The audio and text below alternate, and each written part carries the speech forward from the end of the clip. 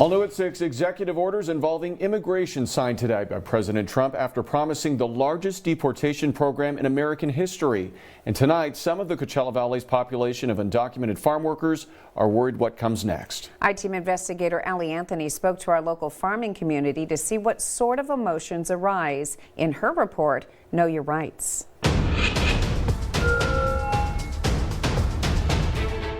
President Trump's mass deportation policies are edging closer, and the emotional uncertainty in the Coachella Valley is palpable, especially among immigrant families who work on our local farms.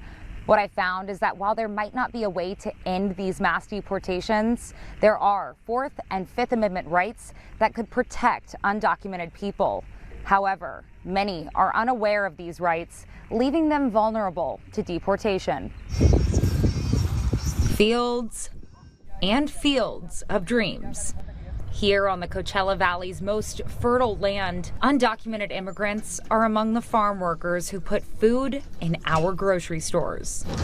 They came here to have a better future, for better job opportunities. I met with one farm worker. For the sake of her privacy, we won't release her name. Her parents and her grandparents all work in fields in the East Valley. Now they're wondering if their family will be torn apart. They're scared that they will be taken away from us. While they're a part of a necessary workforce, one that contributes nearly $1 billion to our local economy, these folks are feeling the weight of proposed mass deportations. They're scared that police or border patrol might come to the workplace and they're just gonna take them. It's a sobering possibility that this 20-year-old, who is a U.S. citizen, could be left to care for herself and for her younger sibling because her parents are undocumented. It's very scary to think about just me and her being here alone. These are the fears that I'm told are plaguing many families in the East Valley. TODEC, which is a legal center for immigrant families, has seen a surge in undocumented people seeking legal advice since Trump's election. A key resource they're providing: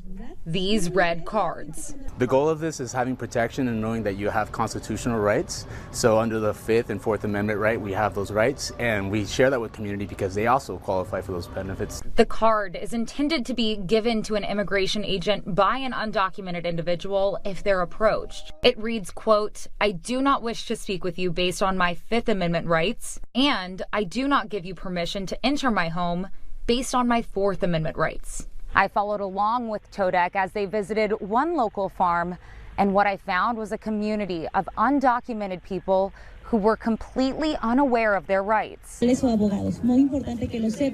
you know that you had these rights before today? No. I had doubts about what I would do. Now we know how to protect ourselves. No sabía. I didn't know in those kinds of situations where you might have some kind of tension. How do you know what to do next? While TODEC is working to educate as many people as possible, it leaves me with this question: do these rights even apply to undocumented immigrants? Absolutely, they do apply.